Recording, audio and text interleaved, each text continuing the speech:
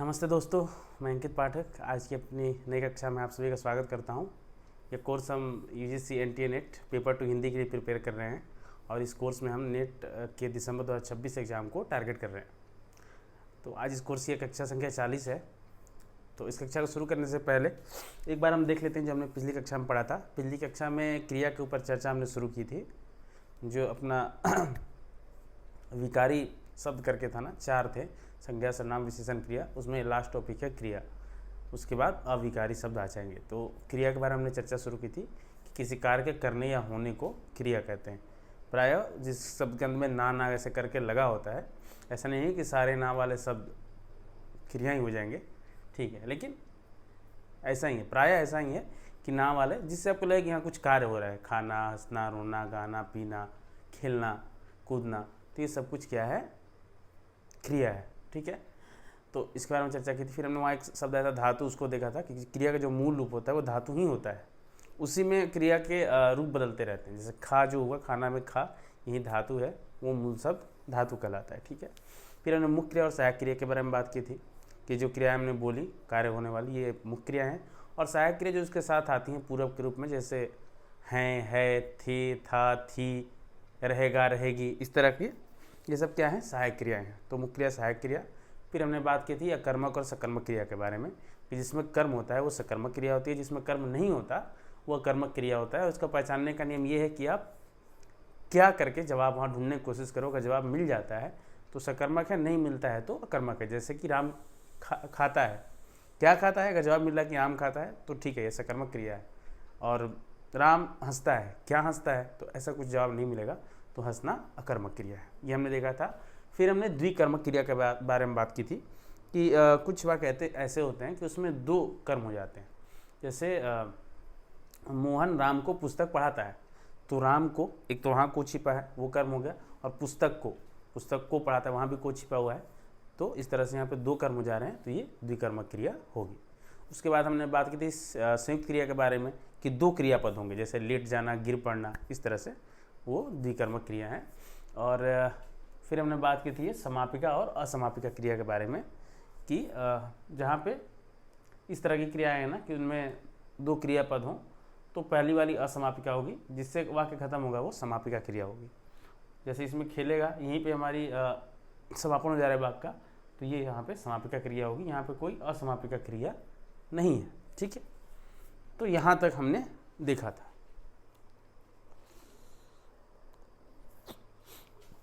अब चलिए आज की चर्चा आगे बढ़ाते हैं क्रिया के ऊपर। प्रेरणार्थक क्रिया के बारे में आज देखेंगे हम लोग। तो प्रेरणार्थक, देखो नाम से ही पता चल जा रहा है ना, प्रेरणा का अर्थ देने वाला। प्रेरणा, किसको हम प्रेरणा देते हैं ना कि वो कोई चीज़ करने लगता है, तो प्रेरणा देना यानी कि जो करता है वो कार्य स्वयं ना करके किसी और को मतलब करवाने के लिए प्रेरित करेगा, तो इस तरह के क्रिया को क्या कहते हैं, प्रेरणार्थक क्रिया। तो कर्ता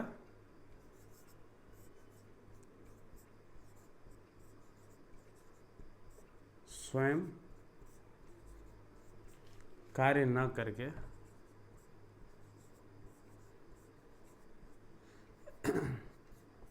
किसी और को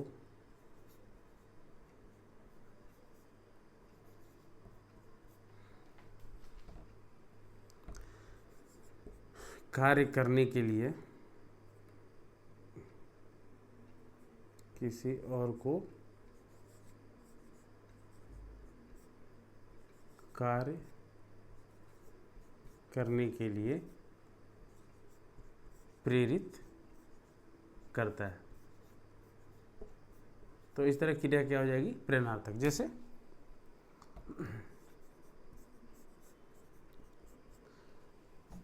राम खाना बनाता है, सिंपल वाक्य है कि राम खाना खुद से खाना बना रहा है। अब इसको ऐसे लिखो कि राम खाना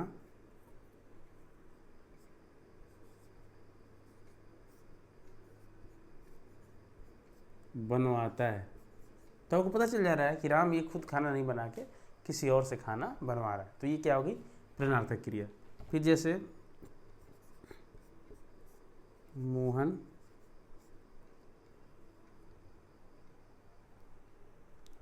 मोहन पुस्तक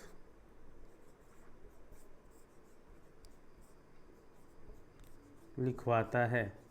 ठीक है, तो मोहन खुद पुस्तक नहीं लिख रहा है, किसी और से लिखवा रहा है, तो मोहन पुस्तक लिखवाता है। तो यहाँ भी क्या हुई, ये प्रेरणार्थक क्रिया। तो आपको समझ में आ गया होगा। तो लिखवाना, पढ़वाना, ठीक है, बनवाना, करवाना, ठीक है। तो इस तरह के जो भी वाक्य आते हैं, जब आपको ये लग जाए कि हाँ यहाँ कर्ता जो है ना स्वयं नहीं कर रहा है, किसी और को कार्य करने के लिए, तो वो प्रेरणार्थक क्रिया है। ठीक,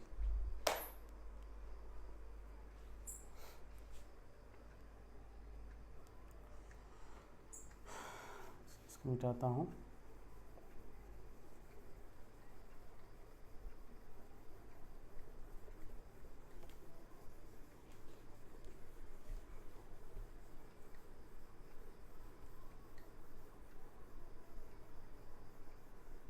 अब एक शब्द आता है इसमें, नाम धातु। ठीक है, जो मेंटल में आते हैं उसको हम देख लेते हैं कि ये सब क्या है ना कि बाद में अगर जब हम जैसे जैसे आगे बढ़ते जाएंगे ना, तो ये सब अगर टर्म आएंगे तो वहाँ हम पजल ना हो उसके बारे में, ऐसा कि यहाँ हम परिचित हैं। तो इकाई 1 यही है कि बेसिक चीज़ें जो भी हिंदी की हैं, हिंदी ग्रामर की है ना, इसमें सब कुछ आप समझ लोगे, तो आगे की इकाइयाँ आपके लिए ईजी हो जाएंगी। तो अगला है नाम धातु। देखो, नाम का मतलब जानते हो आप, कोई भी नाम क्या होता है, संज्ञा होता है। ठीक है, तो सिंपल है, नाम से बना धातु यानी संज्ञा या विशेषण से बनी हुई क्रिया। संज्ञा या विशेषण से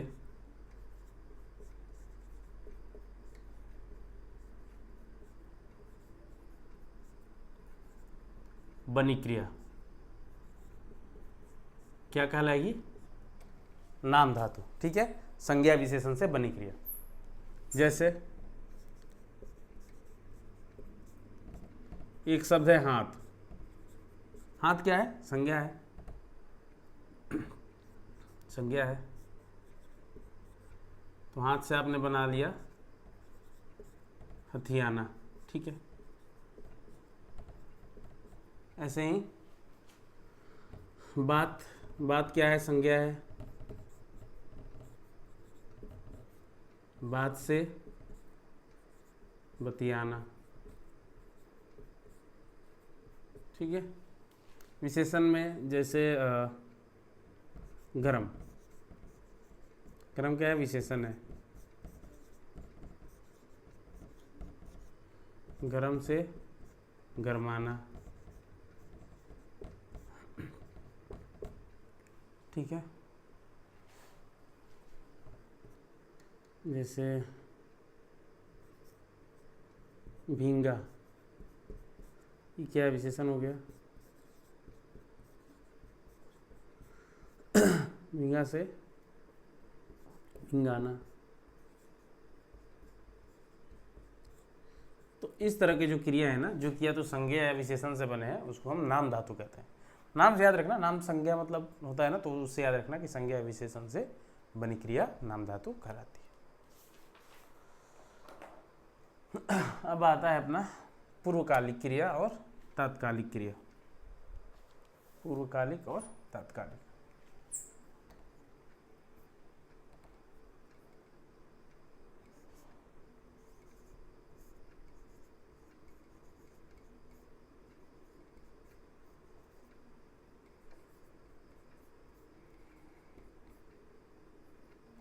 पूर्वकालिक में क्या होगा कि कोई क्रिया होगी और मतलब एक क्रिया समाप्त होगी और तुरंत दूसरी शुरू हो जाएगी, तो ऐसी क्रिया को क्या कहते हैं, पूर्वकालिक क्रिया। यानी कि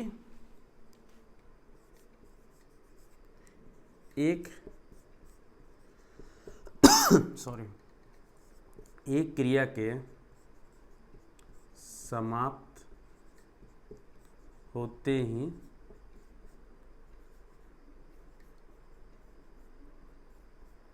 दूसरी क्रिया का प्रारंभ होना।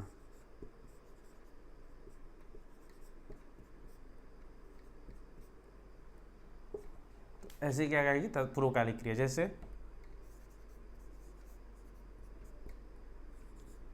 उसने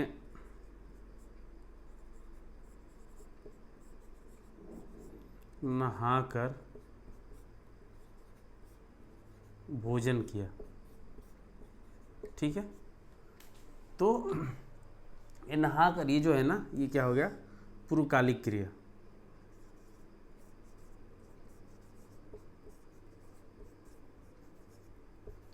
भोजन किया ये तो मेन क्रिया हो गई, लेकिन इस यहाँ में एक और क्रिया है नहाकर। तो ये कैसी क्रिया है, ये पूर्वकालिक क्रिया, क्योंकि भोजन करने के तुरंत पहले ये हुआ है नहाना, तो ये हो गई पूर्वकालिक क्रिया। ठीक है,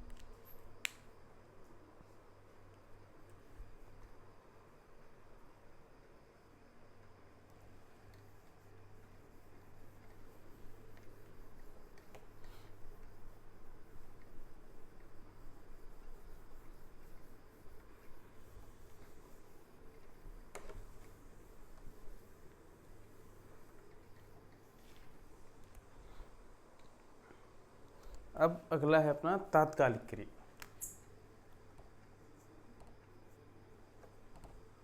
तात्कालिक,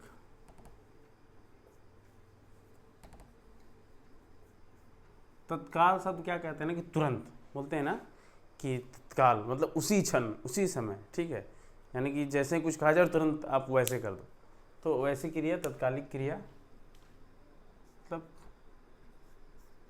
तुरंत कार्य का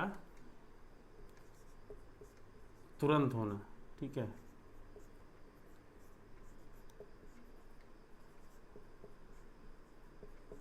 इसमें मतलब ही का प्रयोग आपको मिलेगा, इसकी एक पहचान क्या होगी, ही का प्रयोग मिलेगा। जैसे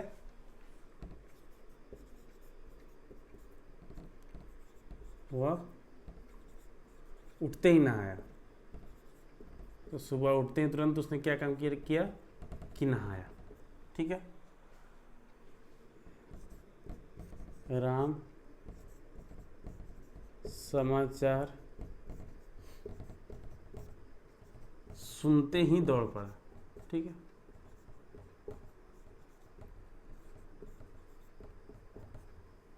तो ये मतलब इसमें क्या अंतर होगा ना, कि एक दूसरे का ये रिएक्शन होगा, कि तुरंत ये चीज़ हुई और तुरंत ये हो गई। ठीक है, वहाँ क्या था कि ऐसा नहीं है कि एकदम से मतलब क्रिया तुरंत हो जा रही, एक क्रिया के बाद दूसरी हो रही है, उसमें ये है।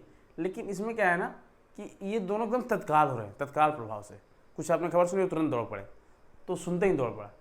तो इस तरह के क्रिया जो होती हैं वो तत्कालिक क्रिया। ठीक है, अब आ जाओ, दो टर्म और आते हैं यहाँ पे, काल और वाच। तो उसको हम एक बार देख लेते हैं। काल मतलब क्रिया में जो अपने भेद थे लगभग इतने थे, और कुछ एक्स्ट्रा आएगा हम देखेंगे जब क्वेश्चंस, तो उसमें कुछ एक्स्ट्रा मिलता है तो उसको देख लेंगे, लेकिन इतना ही है लगभग। ठीक है, अब इसमें दो टॉपिक बचता है, काल और एक वाच। तो देखो, काल जिसको अंग्रेजी में टेंस बोलते हैं, उसको भी हम लोग पहले से काफ़ी पढ़ते आए हैं। काल वही होता है कि क्रिया कब हो रही है, उसके समय का बोध जिस शब्द से हो, मतलब क्रिया के होने के समय का बोध हमें जिस शब्द से उसे काल कहते हैं। तो तीन तरह से होती है क्रिया, या तो वर्तमान में होगी, या भूत में होगी, या भविष्य में होगी। ठीक है, तो इस तरह से काल के तीन भेद हो जाते हैं, वर्तमान काल, भूतकाल और भविष्य काल। तो काल को लेकर ऐसा कुछ अपने सिलेबस में बहुत ज़्यादा है भी नहीं, जिक्र भी नहीं किया है, लेकिन क्रिया का भाग है, तो बस इसको इतना देख लेते हैं। ठीक है, तो इसमें पॉइंट बना देना, काल।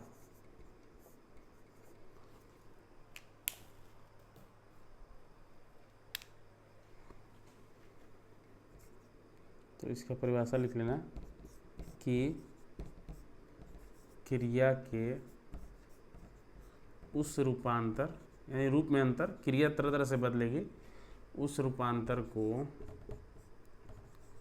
काल कहते हैं, जिससे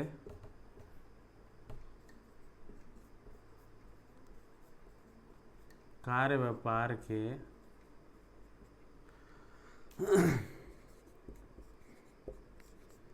होने के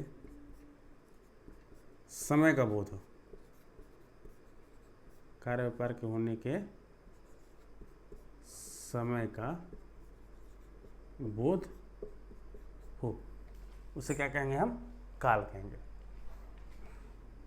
तो इसमें कौन कौन से होते हैं? काल के 3 भेद।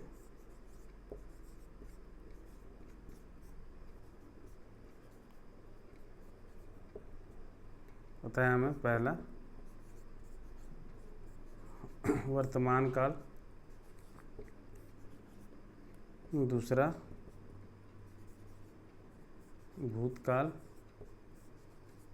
और तीसरा भविष्यत काल। नाम से पता चल रहा है हमें बहुत ज़्यादा इसका परिभाषा और वैसे डीप में जाने की जरूरत नहीं है। जब क्रिया वर्तमान में हो रही हो, काम वर्तमान समय में हो रहा है, तो वर्तमान काल राम जाता है, खाता है, राम खा रहा है, जा रहा है, ठीक है। भूतकाल राम गया, राम आया, राम खाया, जो भूत में होगी क्रिया। और भविष्यत राम खाएगा, राम जाएगा, राम आएगा, इस तरह का हो जाएगा भविष्यत काल, ठीक है। तो ये अपना काल हो गया।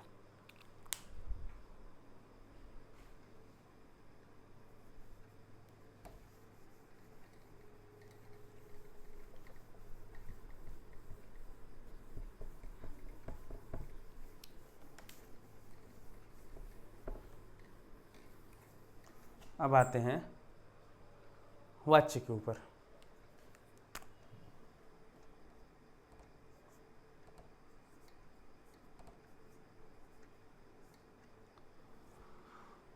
वाच्य, वाच्य क्या है? आपने मतलब अंग्रेजी में वॉइस पढ़ा होगा ना, एक्टिव वॉइस, पैसिव वॉइस। तो कभी हम वाक्य में क्या करते हैं कि कर्ता को प्रधान बनाते हैं, यानी क्रिया का जो रूप बदल रहा है, कि क्रिया का लिंग कैसा होगा या क्रिया का वचन कैसा होगा। यानी क्रिया ऐसे लिखी जाएगी, करता है, करती है, या करते हैं, ठीक है। तो कैसे लिखी जाएगी? ये किसके अनुसार हो? अगर कर्ता के अनुसार हो तब क्या हो जाएगा? वो कर्तृवाच्य। और कर्म के अनुसार हो तो कर्मवाच्य, और क्रिया के अनुसार या भाव के अनुसार हो तो वो भाववाच्य। यानी 3 तरह के वाच्य होते हैं। तो वाच्य मेन काम क्या करता है कि वाच्य ये चीज़ है कि क्रिया के जो रूप हैं, क्रिया का जो रूप है, यानी कि उसके लिंग हो गए, उसके वचन हो गए, वो किसके आधार पर तय किए जाएंगे, ये चीज़ हमें क्या बताता है? वाच्य बताता है। किसके आधार पर? यानी कि कर्ता के आधार पर होगा, या कर्म के आधार पर होगा, या भाव के आधार पर, भाव या फिर क्रिया के आधार पर। इस 3 आधार पे ही मतलब ये डिसाइड हो पाता है कि क्रिया का रूप कैसा होगा, उसका लिंग कैसा होगा, उसका वचन कैसा होगा, ठीक है। तो इस वजह से इसके 3 भेद जाते हैं वाच्य के। अगर कर्ता के हिसाब से है तो कर्तृवाच्य, कर्म के हिसाब से है तो कर्मवाच्य, और भाव या क्रिया के हिसाब से है तो भाववाच्य। तो इसको एक बार देख लेते हैं।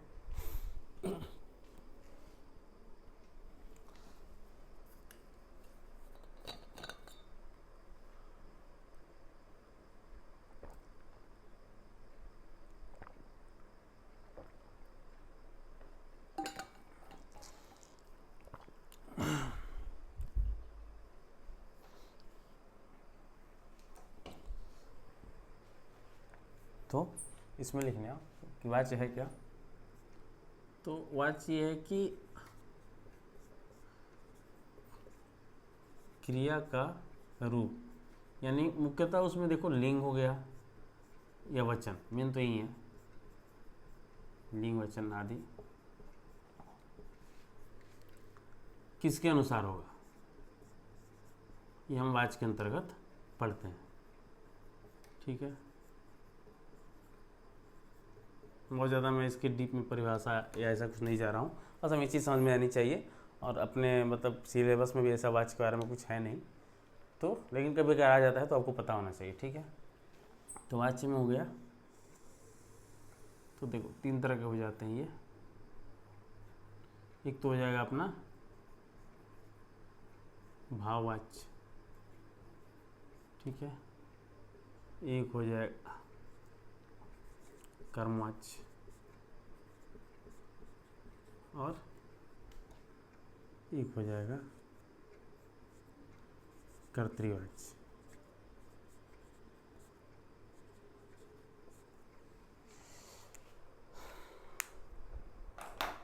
तो देखो कर्तरी, कर्म और भाव, यानी क्रिया का रूप अगर कर्ता के अनुसार हो, यानी जिसमें कर्ता की प्रधानता हो, जिसमें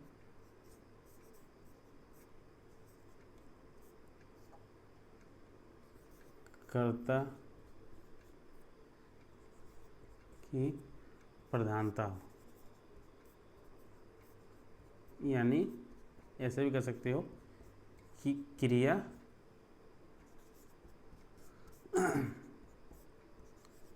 कर्ता के अनुसार हो।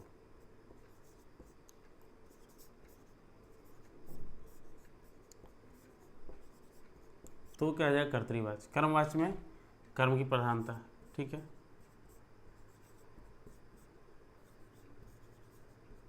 कर्म की प्रधानता। और भाववाच्य में भाव या क्रिया की प्रधानता, ठीक है।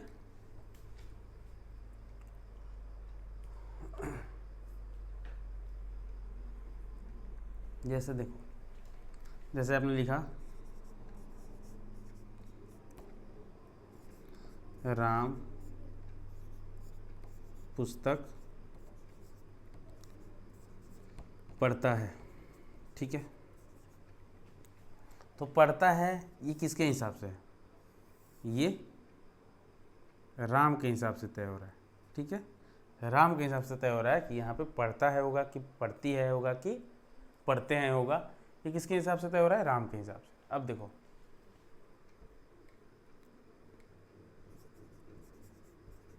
इसमें पुस्तक राम के द्वारा पढ़ी जाती है। अब यहाँ क्रिया हो गई पढ़ी जाती है, तो ये पढ़ी जाती किसके हिसाब से हुआ? पुस्तक के हिसाब से। लेकिन पुस्तक यहाँ क्या है? कर्म है ना। राम पढ़ रहा है पुस्तक को, तो यहाँ पुस्तक तो कर्म है राम के द्वारा, तो यानी करता तो राम ही है, लेकिन क्रिया का जो रूप डिसाइड हो रहा है ना, वो राम के हिसाब से ना होकर पुस्तक के हिसाब से हो रहा है। तो इस तरह का वाच्य क्या कहे जाएंगे? कर्मवाच्य। कि कर्मवाच्य में ये वाक्य लिखा गया है, ठीक है। और भाव या क्रिया की प्रधानता, जैसे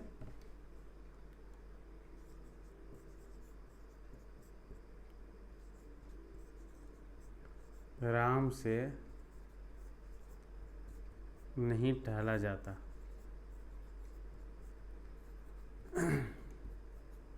तो यहाँ जो जाता है किसके हिसाब से है?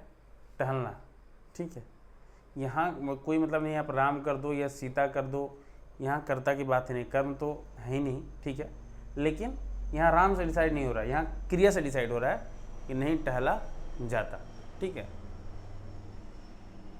तो इस तरह के जब वाक्य हो जाएंगे ना, तो वो भाववाच्य कहे जाएंगे।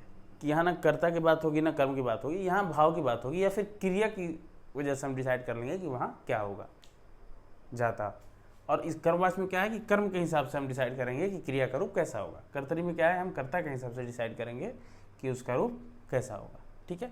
तो हिंदी में क्या है मूल, कि हम कर्तरीवाच्य से ही वाक्य बनाते हैं।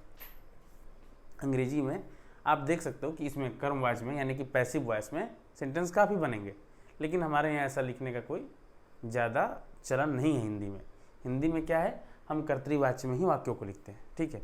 अब पुस्तक राम के द्वारा पढ़ी जाती है, मतलब आप वैसे देख लोगे सेंटेंस, लेकिन जनरली हम ऐसे लिखते हैं कि राम पुस्तक पढ़ता है।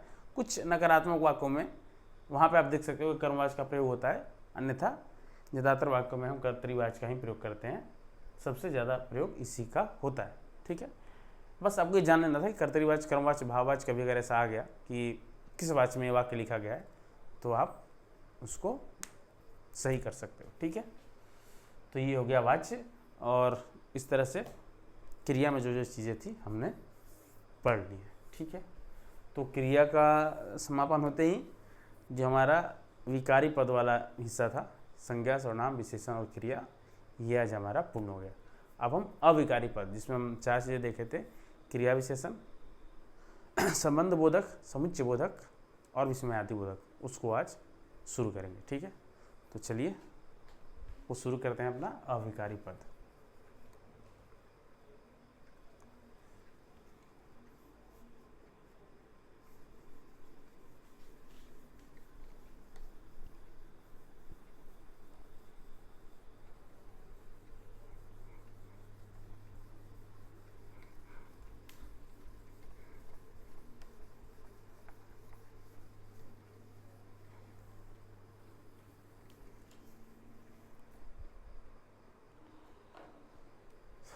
अब ये टॉपिक कर देना 6, ठीक है।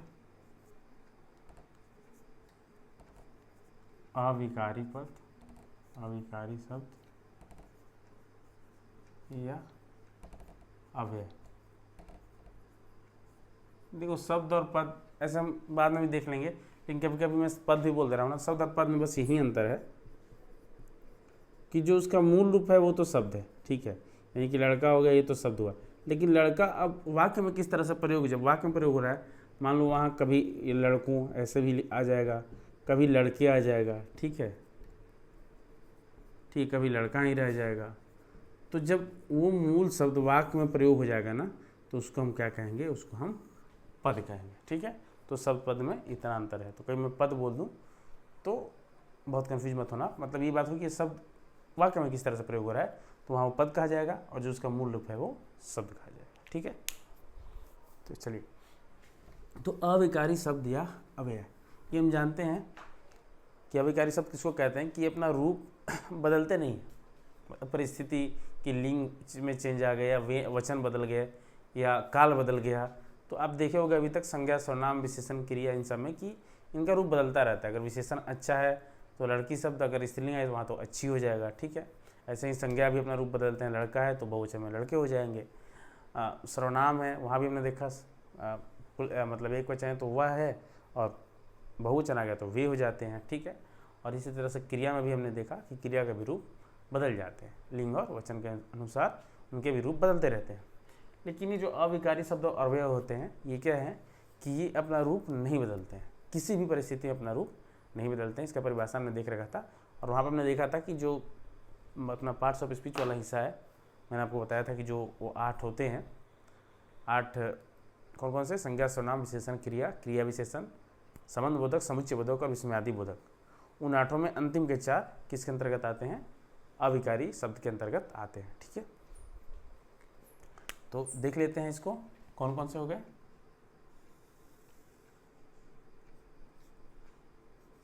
एक तो क्रिया विशेषण,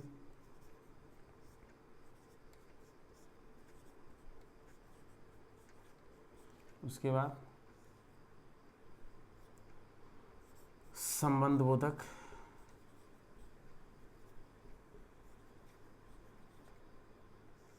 उसके बाद अगला है हमारा समुच्चय बोधक, समुच्चय बोधक,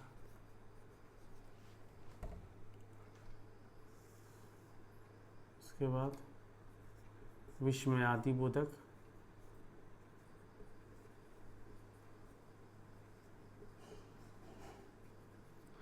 और इसके बाद एक वासुदेवानंद प्रसाद जी करते हैं निपात का, ठीक है, अविकारी के अंतर्गत। तो इसको भी हम देख लेंगे कि निपात क्या है। तो इस तरह से हमें 5 चीज़ें पढ़नी है अविकारी में, क्रिया विशेषण, संबंध बोधक, समुच्चय बोधक, विस्मयादि बोधक और निपात, ठीक है। तो ये 5 ऐसे हैं कि अपना रूप कभी भी किसी स्थिति में नहीं बदलते हैं। तो पहले हम शुरू करेंगे क्रिया विशेषण से, ठीक है। क्रिया विशेषण, अविकारी शब्द का अपने सिलेबस में कुछ अलग से ऐसा नहीं बताया है पढ़ने के लिए, लेकिन जानकारी के लिए हम एक बार संक्षिप्त में इन सबको देख लेंगे, ठीक है। बहुत डीप में नहीं जाएंगे, हर एक भेद और हर चीज़, लेकिन समझ लेंगे कि हाँ, जब वाक्य में आए तो आप वहाँ पे अलग कर पाओ कि ये किस वर्ग के अंतर्गत आएगा, ठीक है। तो देखो क्रिया विशेषण, अगर शब्द को तोड़ोगे तो ऐसा पता चल रहा है क्रिया विशेषण यानी क्रिया की जो विशेषता बताए। तो क्रिया विशेषण ऐसा है कि क्रिया ही नहीं, क्रिया के तो बताता ही है, इसके साथ साथ विशेषण की भी और दूसरे क्रिया विशेषण की भी विशेषता बताता है। तो क्रिया विशेषण क्या है, जो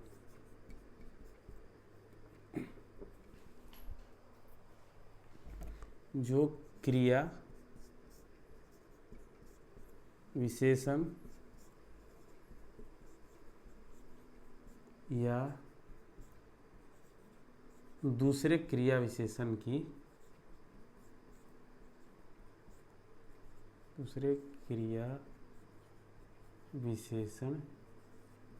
की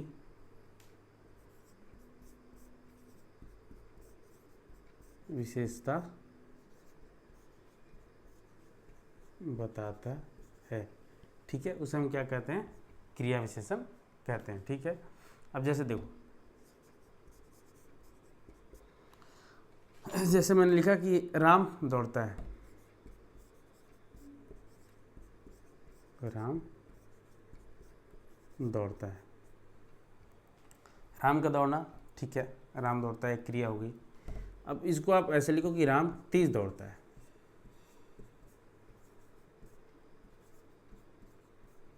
राम तेज दौड़ता है, तो ये दौड़ना हो गया क्रिया, ठीक है। अब ये तेज क्या हुआ, यही क्रिया विशेषण, कि ये बता रहा है कि राम अगर दौड़ता है तो किस तरह से, इस दौड़ने की विशेषता बता रहा है, ठीक है। तो यहाँ ये क्या क्या बता रहा है, क्रिया की विशेषता,